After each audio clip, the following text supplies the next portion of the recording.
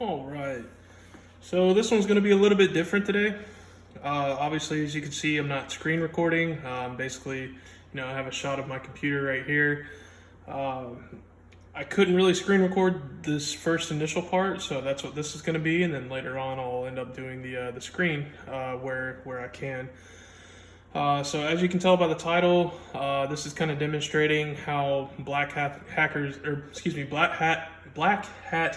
think, and some of the methods and techniques that they've been using recently in these cloud attacks, using automation, as well as covering up their tracks.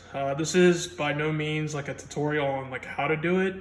I'll go in somewhat at a superficial level with this, but I don't want to teach, the wrong people the wrong things.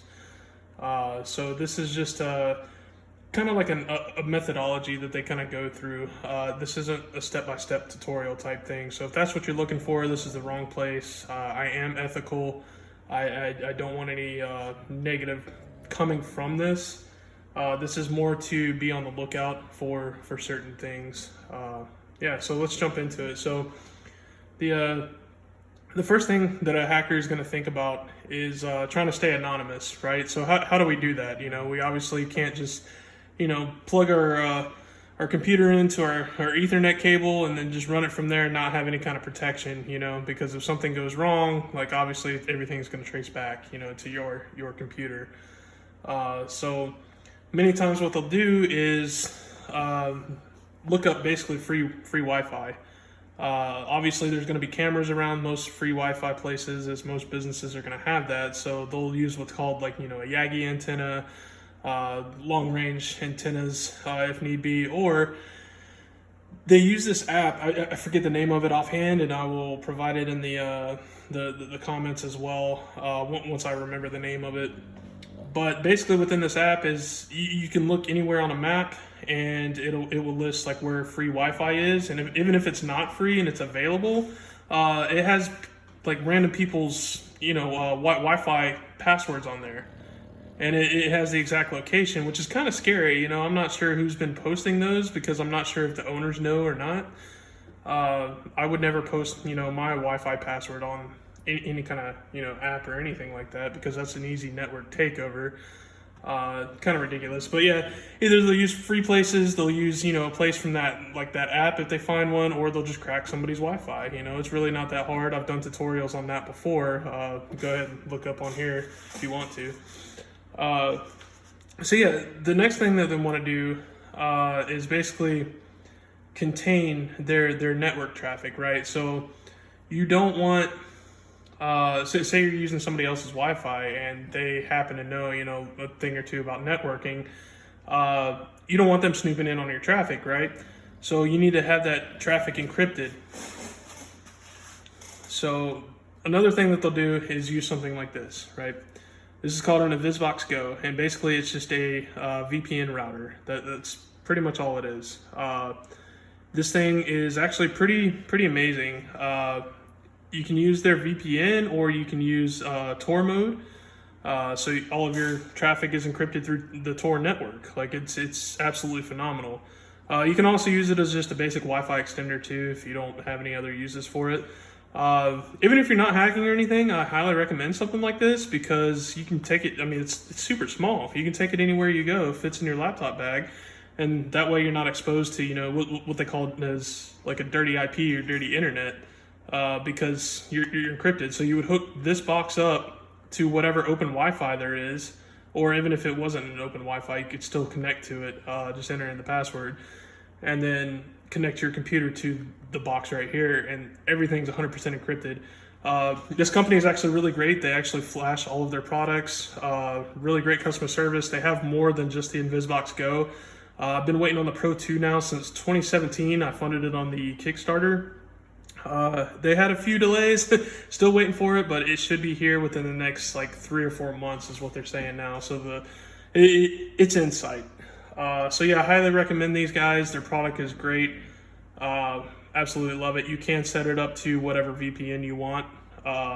You just have to let them know once you actually order it. So yeah. Pretty cool device. So yeah, they'll use something like this, or they just might not even care sometimes, but generally they'll go with something like this, right? So then the next part is, well, okay, what if I get caught?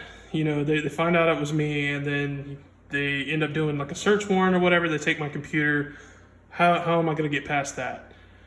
So a lot of the times these guys will just buy Raspberry Pis. I don't know if you've ever heard of them or not, but basically it's a computer the size of a credit card. And they're very cheap. It's like 40 to 60 bucks for one, depending on where you order and what time of year you order it. You can buy them off of Amazon. I actually have like 3 or 4 here. Actually, I should have had one ready whenever I was doing this. Actually, I have a case here. So this is a Raspberry Pi case, and it fits inside of this case. I don't have any like on hand right now that are available. I think they're all in the other room. So yeah, I mean, this gives you an idea of like the size of it, and it's about as thick as a credit card. So this case right here was actually designated to have a fan and everything inside of it. See the fan there, just for cooling. So yeah, they'll buy some of these Raspberry Pis because they're easily disposable, So once they're done, doing their dirt, doing their hacking and stuff, they can just dispose of the Raspberry Pi, and it doesn't really cost them much. Another option that they've been going towards more now is using their own computer, or a disposable computer. But if they're using their own computer, they're not going to use the operating system that's on this computer, right? So as you can see, this is a Mac. This is MacBook Pro. So it does have Mac OS installed on it. So if they were to use this, they wouldn't use the actual operating system on it. They would basically install a Linux distro and live boot it from a USB device, somewhat like this. Generally, they're going to use Tails, which is one of the most secure operating systems, because Tails does not record anything on the computer itself. It doesn't record anything on here. Once you are done with it and you turn it off or power it off, everything resets within inside of it. So each time you boot up, it's like a brand new operating system booting up each individual time. And easily disposable as well. You can just toss this, if you're a little worried about it or whatever, or you can just ride over it, not a big deal. So yeah, that's kind of what they'll do. And you can plug one of these into a Raspberry Pi as well. So even if you want to keep the Raspberry Pi, or throw all of it away, that way you have absolutely nothing there. But Tails, the operating system, is not going to record anything onto your computer. Not into the RAM or anything. It only operates through the Tor network, right? So I'm going to show you a little bit about this. I'm going to go ahead and plug it in here, and I'm going to go ahead and boot up the computer. So when you boot up, you want to boot into that USB. And give it a second to load. All right, so I'm going to boot into that USB device right now. And see, it loads up Grub. If you're familiar with Linux, you know what Grub is. We're going to go ahead and start it. And it's loading the Linux kernel. And it's going to go through a little bit of a install phase. Not really install phase, but booting phase, excuse me. Because this doesn't actually install on there. You're running it from this USB device. So there's no installation. And this just takes a second.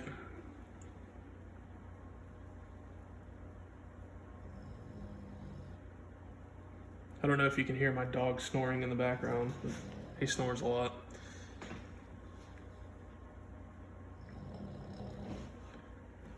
Actually, I'm gonna give him a quick shout out. That's the pup right there. Oh, let's see if I can get this back a little. There we go. All right. And as you can see, it's booting up. Trying to fix this camera. Sorry about that. All right, cool. So yeah, you just select your language, keyboard layout. Everything is usually good to go anyway. So just go ahead and click Start Tails. And once it loads up, I'm actually going to connect to this VPN box here. That way, even the information from my computer to whatever Wi-Fi I pick, it's still going to be encrypted regardless, because I have this. And like I said, this only goes through the Tor network.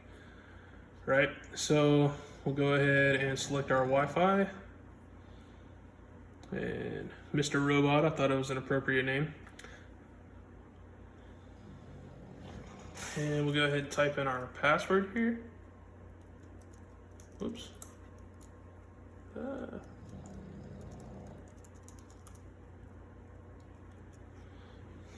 right, now everybody knows my password. I'm just kidding, I change this all the time, especially for these videos.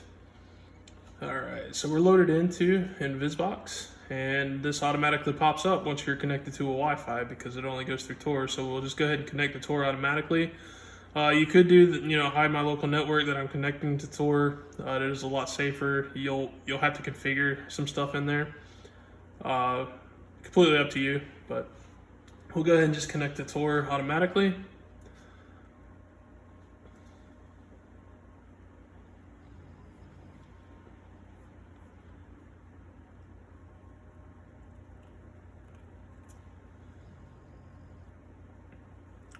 Let this thing load. Sure is taking its time. There we go. So now we can just go ahead and start our Tor browser because we're connected to Tor successfully.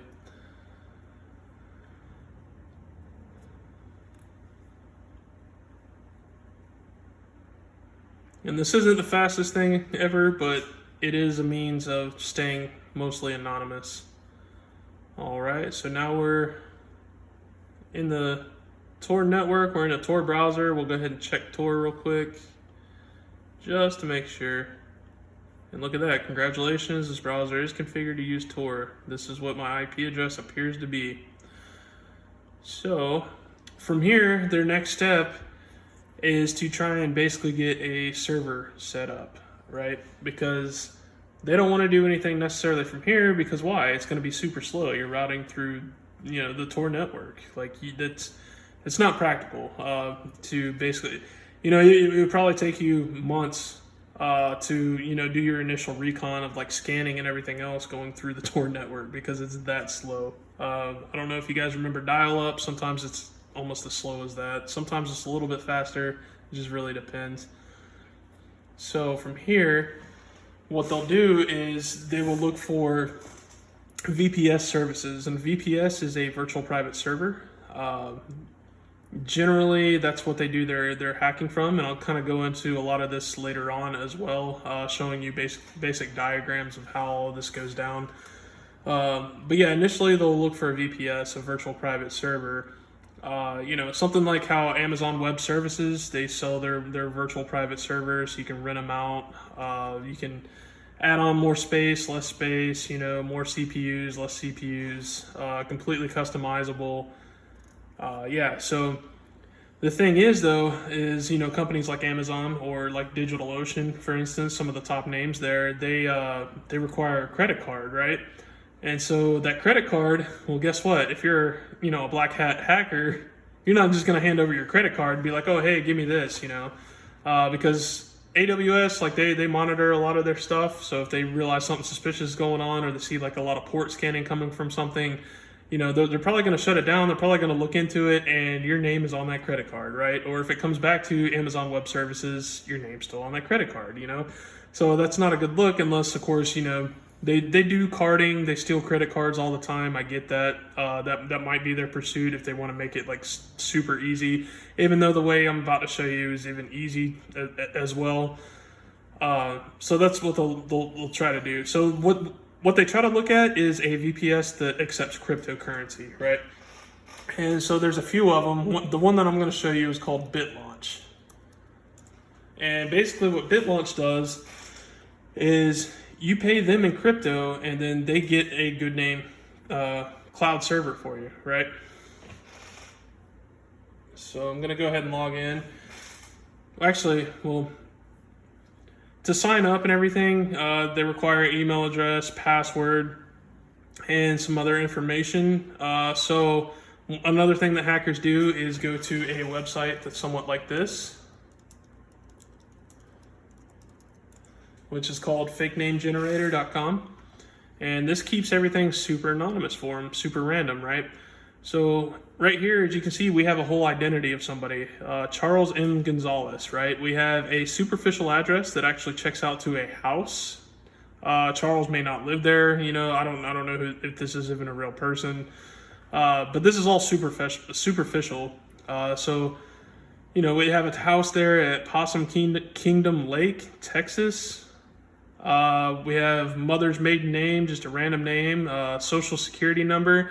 If you were to log into Google right now, it would show like the last 4 digits.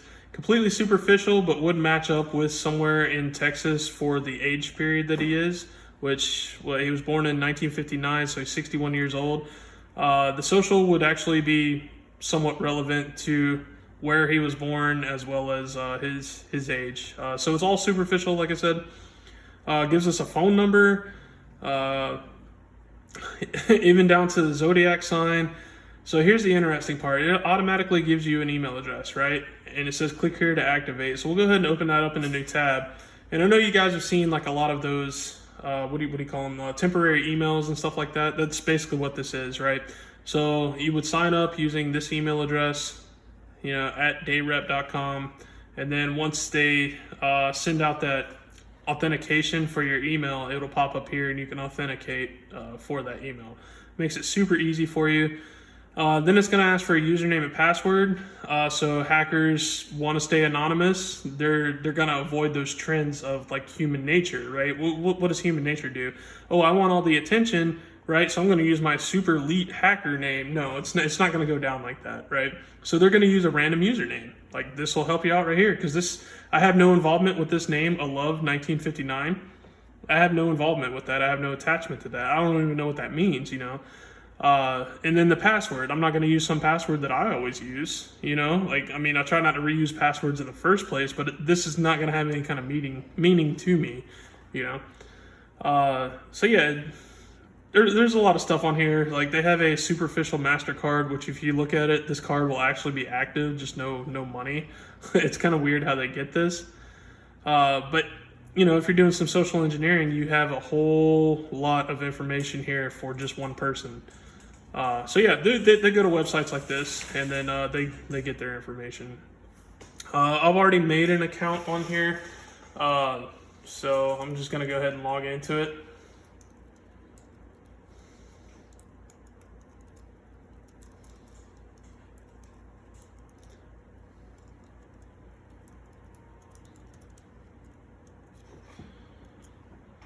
And oh, I don't think that's the right password.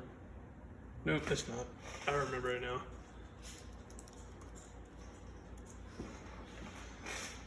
So we'll go ahead and log in. And don't mind the server there. I'll be using that later. All right. So yeah, this is what it looks like. Basically what you do is add funds. You add however many, you know, amount of dollars you want to make or add on. Click on make payment. And they accept Bitcoin, ETH, and then LTC. So any of those cryptocurrencies that you have a wallet for and you want to pay with, you know, you can use that. Or most hackers, they've stolen enough Bitcoin, they've stolen enough cryptocurrency, you know, they have their own wallets that basically can't really be traced to them. I mean, ultimately it could if it came down to it, but it would take a long time and it just wouldn't be worth it depending on what kind of hack they did. So yeah, you go ahead and pay with your cryptocurrency. I'll go ahead and close that out. I have a balance of 1773 right now that I loaded on there just because I've been playing around with this. And so if you want to add a server, we'll go ahead and add a server. So they have different hosts for your server. They have BitLaunch, which is this website. They have their own server that you can get on there. They also have DigitalOcean, which is a big name, good name. You wouldn't be able to get this normally with cryptocurrency, but they basically hand DigitalOcean their credit card and set it up for you. It's really phenomenal. The only downside of it, they charge a lot more doing this because they are a third party, and so it costs about 3 times the amount that you would normally pay for DigitalOcean, which, I mean, if you're a black hat hacker, it's not going to matter that much to you, you know. You're basically paying extra to stay anonymous. They have Vultr and Linode here. These are also really great ones as well. So I'll go ahead and select the DigitalOcean one. Right, and then you get to choose your image. They have Ubuntu, Debian, CentOS. This is just for DigitalOcean. Some of the other ones have like Windows, and yeah, this one has a Windows 10 Pro. Linode has a lot more. So yeah, it just depends. But for right now, I'm just gonna stick with DigitalOcean to show you. So you can select your own Ubuntu. We'll go with 1804. We'll just stick with New York. You can select what data center region. And then here's our pricing. They do charge by the hour, so they're not gonna, if I were to click on this, it's not gonna charge me $14 right now, just, you know, for the entire month. No, it's only gonna charge me 2 cents for every hour, right? So if I need to set one up and then destroy it, and then set another one up, destroy it, you know, like I'm not charged like $14 every single time. It's only gonna charge me for however many hours I use, right, before I destroy it. So yeah, I'll go ahead and make this one. Oh, so one of our things we need to do is set up our SSH, right? We need to generate some SSH keys. Because, I mean, you can use a password, but what's the point? I mean, if you just have SSH keys, it's going to be a lot easier to go into. So we will go ahead and generate some with SSH keygen, tech T, and then we'll make it RSA. All right, save it there. No passphrase, no passphrase. I mean, if you're obviously doing a hack, like you're probably going to want to enter a passphrase, which you would look up from somewhere else for a password that wouldn't mean anything to you, just in case, you know, you got caught for whatever. Yeah. So yeah, no password on this one, but I do have SSH keys there. So what I'm going to do, where was it saved again? So we'll cat home amnesia SSH, and then we will do our public key, rd_rsa.pub. We'll go ahead and cat that out. So this is our public key that we need to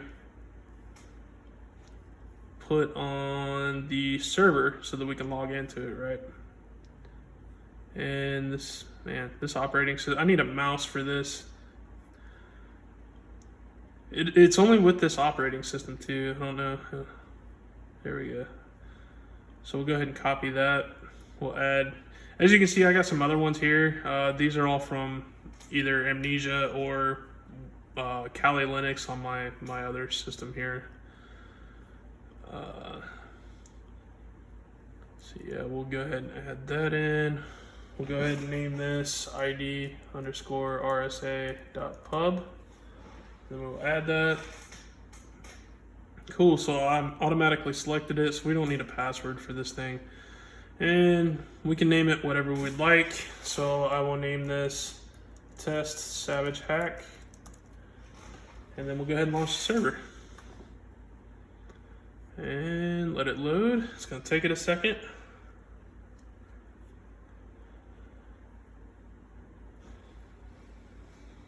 And as you can see, we have a server, so we need to test it out, right? So we'll need to SSH into it, and it tells you right here SSH root at the IP address, right? So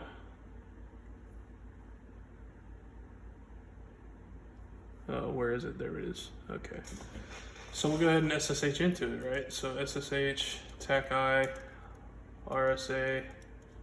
Or wait, ID_RSA, sorry. This is weird typing from an angle as well. And then we'll do root at, and then our IP address, right?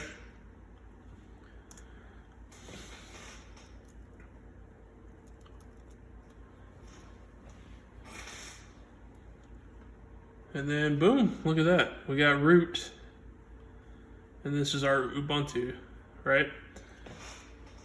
So we have our server. So from here, this is where things get really, really interesting.